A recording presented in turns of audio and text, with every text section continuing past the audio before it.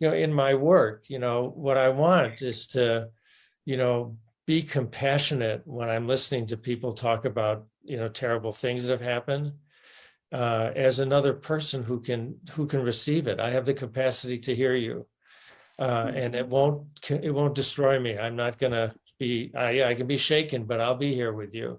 That kind of presence is really helpful, because people are feeling so overwhelmed, and they don't want to overwhelm others, and everybody's overwhelmed. It's like, I can hold this. And I know I can hold it because I have a practice that allows me to metabolize and process things. And then I want to share with them how they can do that too, little by little. I think one thing I've been learning from you, Sandra, in our conversations is, you're really keen on the little steps, right?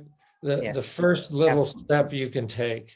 And, maybe for somebody, it's just doing the second energy gate. Just sit here with me and do this, with me, even while you're talking, even while you're sobbing, and people do find it, settling. And they don't have to know more, than that right now. Let's just do that. And, it's almost, I can predict with almost, between us, I can say with almost 100% certainty that the person will be shocked at how they're able to manage that moment. Yeah.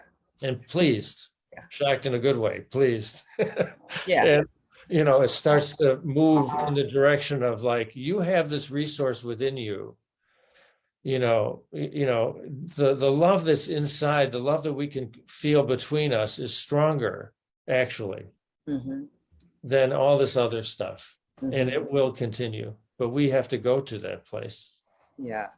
See, that's very beautiful, Larry. The whole idea that someone can know that this thing I'm feeling, it feels out of control to me, but here's a person who can create a container for me to hold it, for me to process it, for me to work through it.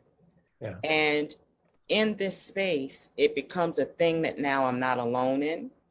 Somebody's with me in it.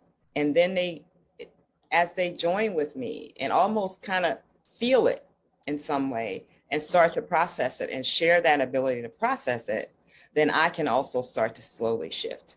I think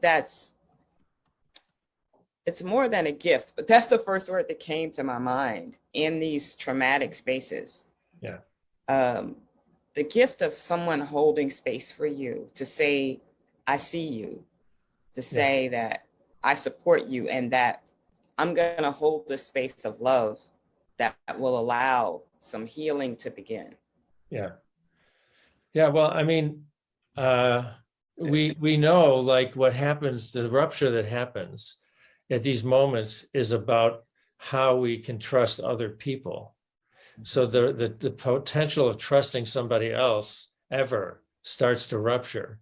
So when we can be present as another person, say like, no, it's not everyone. It's not all the time.